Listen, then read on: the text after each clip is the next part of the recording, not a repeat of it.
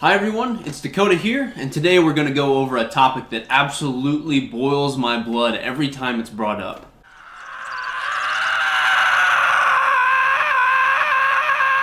No, we're not talking about the absolutely appalling decline in story quality that occurred during the final season of Game of Thrones. We're going to talk about this. That's right, we're going to look at the oft-compared protagonists of two of anime's most beloved stories. You cannot get through a discussion on either Death Note or Code Geass without somebody claiming these two are nearly identical characters. Then, of course, declaring their support for whichever they feel to be better. Almost nothing makes me see red quite like this comparison, and today, in this video, I'm going to show you why.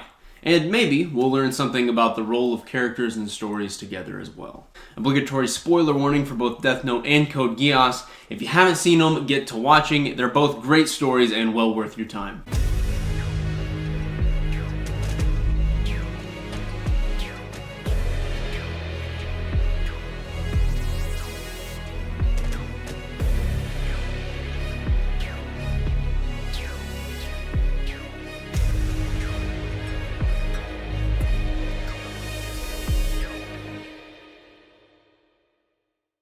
Now, before I start my ranting, why don't we just go over why so many people talk about these two characters interchangeably?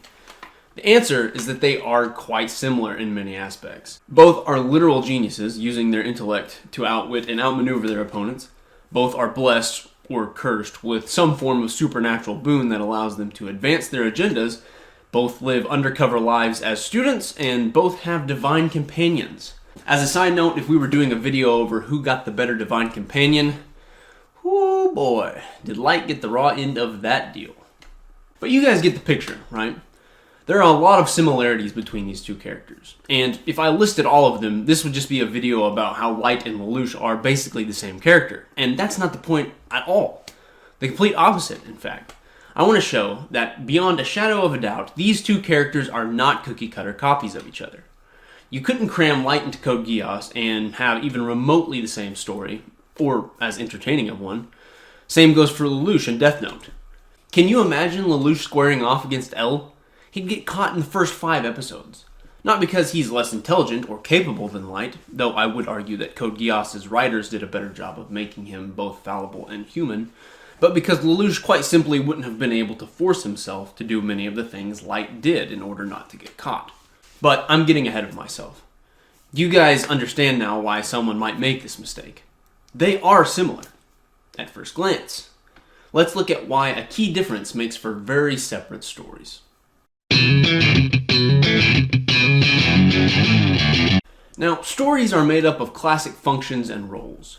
The two roles we'll focus on for this video include the protagonist, the primary character whose viewpoint we see the story from, and the antagonist, the primary character or force that opposes the protagonist getting what they want.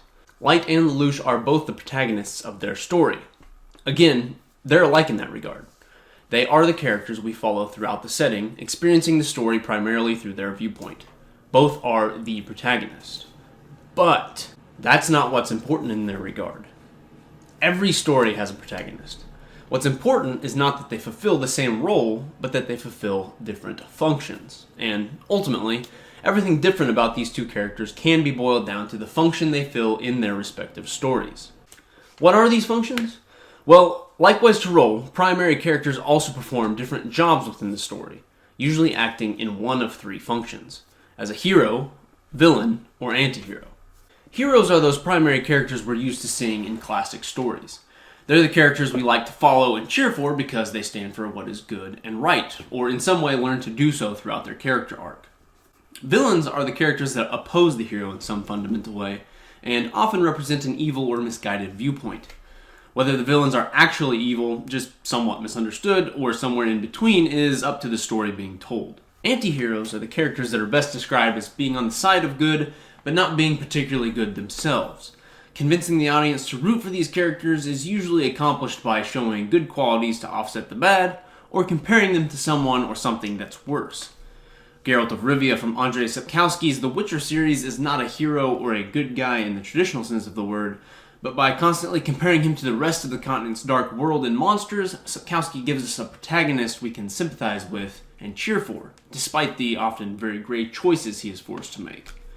Other great anti-hero examples in the same sci-fi fantasy genre that Death Note and Code Geass fall into are Matt Cawthon from The Wheel of Time, Malcolm Reynolds from Firefly, and the Hound from Game of Thrones.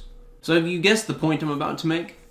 Despite being the protagonists of their respective stories, Light and Lelouch perform different functions within them. Code Geass gave us a classic anti-hero and its protagonist, Lelouch v. Britannia, while Death Note did something a bit unorthodox with Light. Its creators made the protagonist the villain. Since the audience generally likes to get emotionally invested in their protagonists and root for them, it's kind of a rare choice for storytellers. But Death Note pulls it off really well. So let's dive into that. Lelouch is an anti-hero, and Light is a villain. This is the main issue, and it's huge. How the protagonists are perceived.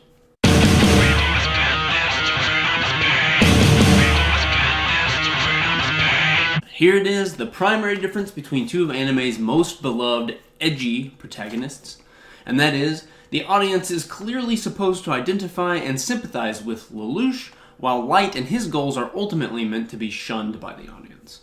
And that's what makes them irreconcilable as characters. Perception is everything in stories. That's a storyteller's primary job. Tell a story from a particular perspective. I've always believed in the great Brandon Sanderson quote that storytellers are not meant to give answers, but instead to give questions to think upon. That's what all the great stories have in common.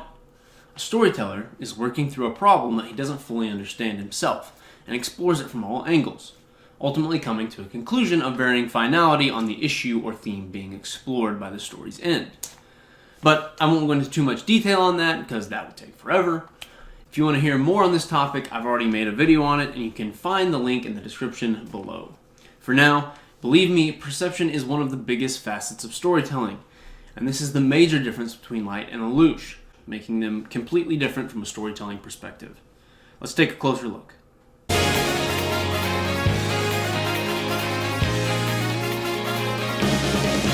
The first clue that shows that we, as the audience, are supposed to perceive Lelouch as an anti-hero, someone very flawed but worth cheering for nonetheless, and Light as a villain, someone who we ultimately want to see fail or be defeated, is their respective motivations. If you look at Lelouch's motivations for the actions he takes, they are pretty relatable to all of us.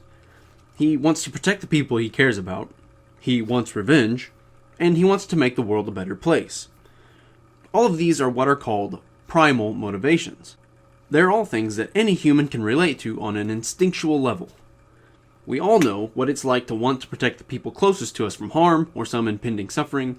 We all know how much we would love to just absolutely wreck someone we feel has wronged us, and I think we can all relate to the feeling of being young and knowing that we could whip this world into shape if someone only gave us the opportunity or power to do so. These things resonate with us, and we immediately connect with them. Let's look at Light's motivations, on the other hand. What are they, exactly? I mean, he ostensibly wants to make the world a better place, but never makes that clear, so we don't immediately latch onto it. It would be more accurate to say that he wants to cleanse the world of all evil as he sees it. But really, even this motivation gets exposed as a false front that's quickly subsumed by becoming the god of the new world he creates with the Death Note. There's nothing for the audience to grasp onto or identify with. Sure, occasional power fantasies aside for some of the more depraved of us, it's not exactly a universal wish to create a new world that's enthralled to your whims and beholden to the fear you inspire. I mean, except for a few people. And while I'm not going to comment on what else those kind of people have in common, they are almost all universally regarded as villains. So, what's the takeaway from their motivations? Lelouch's motivations are primal, sympathetic, and universally recognized. We want to cheer for him. He is an anti-hero. Light's motivations are vague, entirely selfish, and more than a little psychopathic, making him hard to identify with or cheer for. He is a villain.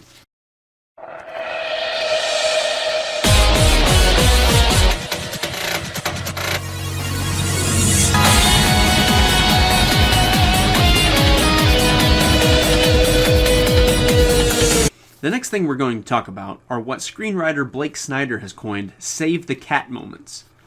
These are acts or scenes that endear a character to the audience in some way, causing us to empathize with him or her. Why is that important in this instance? Well, because Lelouch gets many of these throughout Code Geass, starting from the first 10 minutes of the show through to about 4 episodes prior to the show's finale. Light gets none of them. By the way, I can almost hear someone in the comment section screaming about how I'm an idiot because Light gets many scenes bonding with his family. And yes, while I am often a moron, those are not save the cat moments, because all are immediately refuted in subsequent scenes that show how devoid Light is of sentimental feelings for his family. These moments that might have acted as empathetic anchors are refuted as the story progresses, showing Light's willingness to hurt, kill, or betray his family and friends to accomplish his goals. He's a psychopath that doesn't care about anyone besides himself, but, just like real psychopaths, he's very good at hiding that from others.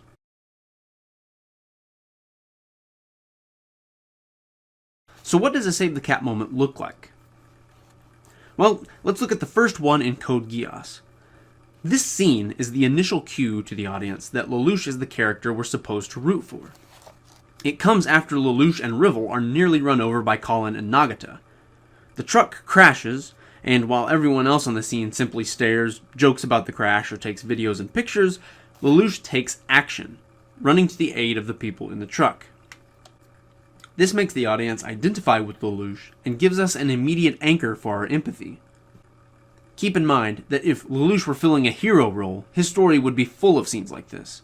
Instead, as an anti-hero, Lelouch is given these scenes throughout the story to remind us that he is a character worth cheering for, usually in juxtaposition to something less than good or straight up evil he does in other scenes.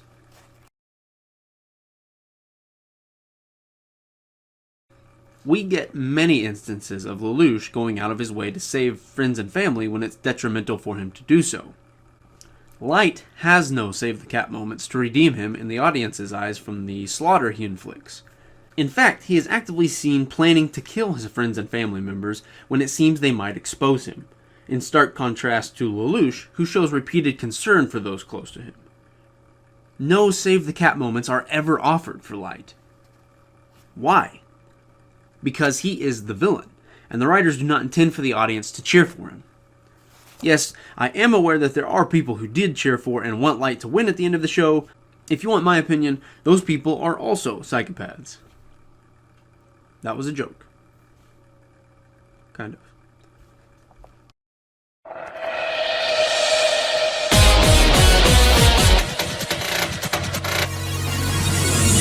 Naturally, if it matters how the protagonist is perceived, then it would stand to reason that the antagonists of each story must also influence that perception. In Code Geass, Lelouch faces a string of antagonists, with the final boss being his brother and arch-nemesis, Schneisel, second Prince of Britannia, the character that the writers set up as the person that Lelouch has considered his most formidable opponent his entire life. But while Schneisel is the ultimate antagonist in the series, Lelouch faces many antagonists, all of which he must defeat one after the other to attain his final goal. What do all these antagonists have in common? Well, with the exception of Suzaku, who acts more as a counterpoint to Lelouch's views on many of the show's main themes, all of the antagonists are, in a word, worse. They are worse than Lelouch. Comparative morality is not a good idea in reality, but in storytelling, it's a very effective tool that is often used to get the audience invested in an antihero. Clovis orders the slaughter of thousands of his own subjects to save himself from political disgrace. Cornelia slaughters thousands of her subjects in an attempt to stop terrorism and assert Britannian authority. Emperor Charles ensures that the empire is ruled with iron-fisted tyranny, and Schneisel intends to kill millions and hold the rest of the world in subjugation through fear.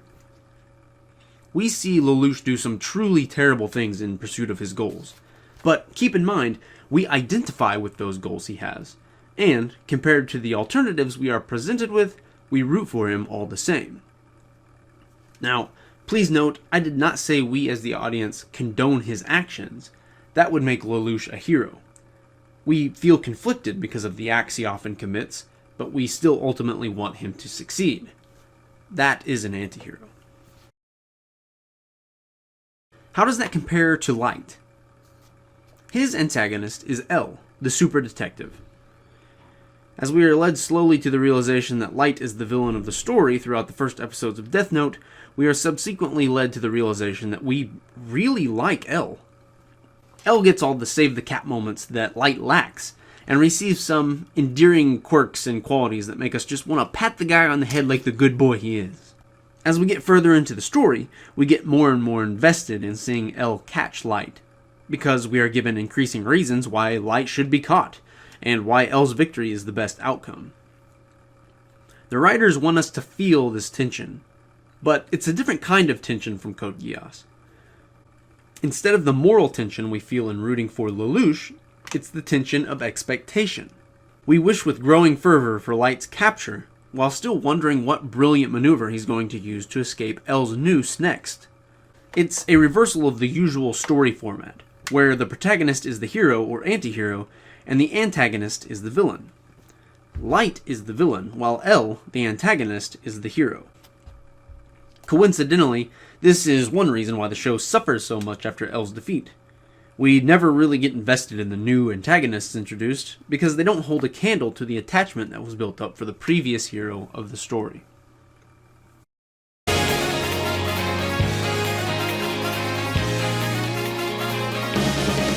Finally, we have the overcoming of flaws. Both Light and Lelouch have obvious character flaws, many of which are the same. And no, maniacal laughter is not a flaw. That is a virtue.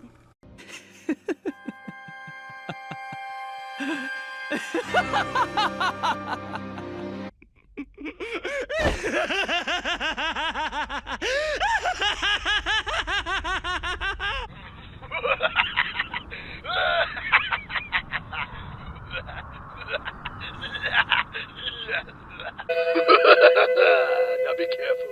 Don't give away our position with maniacal laughing.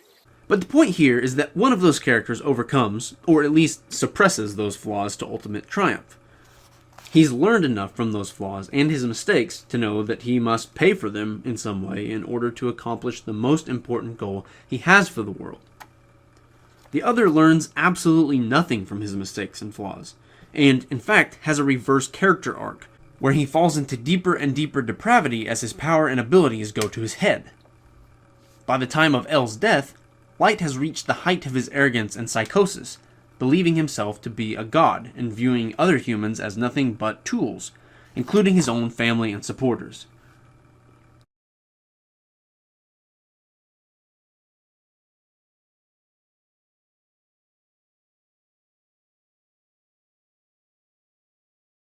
So there you have it, ladies and gentlemen.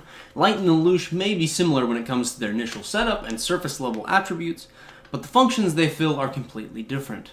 One is an anti-hero we love to cheer on to victory, albeit while feeling moderately disturbed for doing so, and the other is a villain we love to hate. What do you all think? Am I right? Does the fact that they have such divergent character arcs make them total opposites? Or do you think the surface level similarities are too plentiful and striking to ignore? Let me know in the comments below. Also, I'll be continuing my discussion on Death Note and Code Geass in a few new videos, so if you enjoyed this comparison, please hit the like and subscribe buttons to stay tuned for more content.